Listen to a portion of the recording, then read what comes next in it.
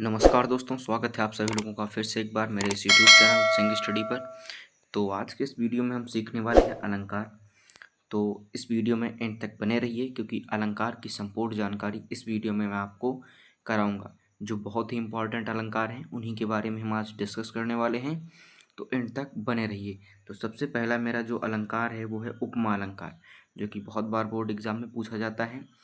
तो क्या कहता है उपमा अलंकार में, जब किसी व्यक्ति या वस्तु की तुलना दूसरे समान गुण वाले व्यक्ति या वस्तु से की जाती है तो उसे उपमा अलंकार कहते हैं। बहुत ही सिंपल डेफिनेशन है और कुछ बहुत ही जो सिंपल उदाहरण हैं वो उन्हीं को हम आज बताएंगे। तो आप बस वीडियो में इन तक बने रहिए। तो मेरे ख्याल से आप सभी लोग समझ गए होंगे उपमा अलंकार। तो इसकी जो पहला उदाहरण है इसका, सीता के पैर कमल समान, यानी सीता जी के पैर जो हैं किससे तुलना की जा रही है, कमल से। तो ये हो गया उपमा अलंकार। फिर क्या है, नील गगन सा शांत रस था रो रहा।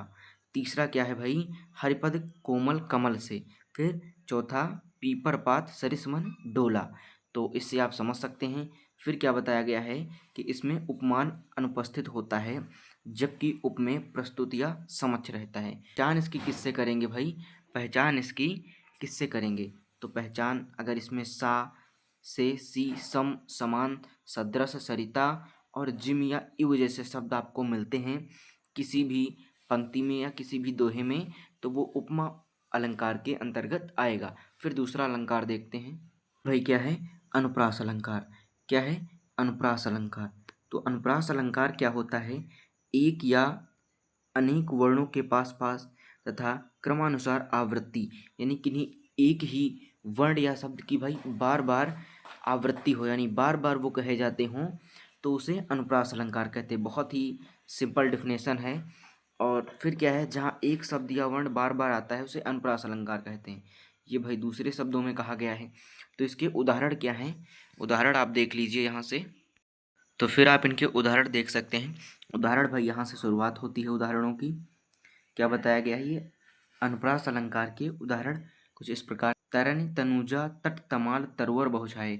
अब आप इससे भाई अनुमान लगा सकते हैं कि ता शब्द जो है, यानी ता अक्षर जो है, ये बार बार, यानी इसकी पुनरावृत्ति हो रही है, बार बार आ रहा है, एक ही शब्द की आवृत्ति बार बार हो रही। फिर सेकंड नंबर पर क्या है, चारुचंद्र की चंचल किरणें खेल रही थी जल थल में। ये भी भाई चा तथा ला की आवृत्ति हो रही है बार बार। फिर रघुपति राघव राजा राम, बहुत ही सिंपल है। तो आर शब्द की आवृत्ति इसी प्रकार से आप इनको देख लेंगे। आप चाहें तो एक बार स्क्रीनशॉट ले सकते हैं इनका। फिर हम उसके आगे बढ़ते हैं। फिर क्या है भाई, नेक्स्ट नंबर पर मोस्ट इम्पॉर्टेंट जो अलंकार है वो क्या है भाई, यमक अलंकार। बार बार बोर्ड एग्जाम में पूछा जाता है। तो ये क्या है, एक ही शब्द जब दो या दो से अधिक बार आए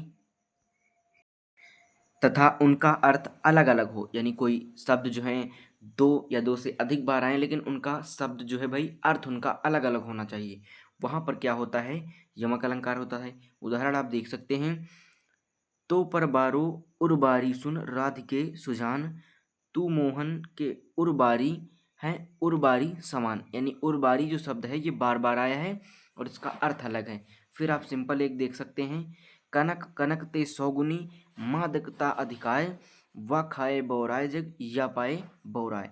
ये बहुत ही सिंपल है, आप इसे देख सकते हैं। फिर क्या है, काली घटा या घमंड घटा। तो ये घटा शब्द जो है बार बार आया है, इसमें कनक शब्द जो है बार बार आ रहा है।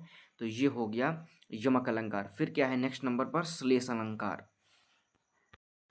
तो श्लेष अलंकार क्या है भाई, क्या कहता है कि यह अलंकार अर्थ दोनों में प्रयुक्त होता है। श्लेष अलंकार में एक शब्द के दो अर्थ निकलते हैं। जैसे रहीमन पानी राखिए, ये उदाहरण है इसका। बिन पानी सब सून, पानी गए न उबरे मोती मानुष चून। इसका स्पष्टीकरण आप देख सकते हैं। क्या बताया गया है, यहाँ पानी का प्रयोग 3 बार किया गया है। यहाँ प्रयुक्त पानी शब्द के 3 अर्थ हैं। मोती के संदर्भ में पानी का अर्थ है चमक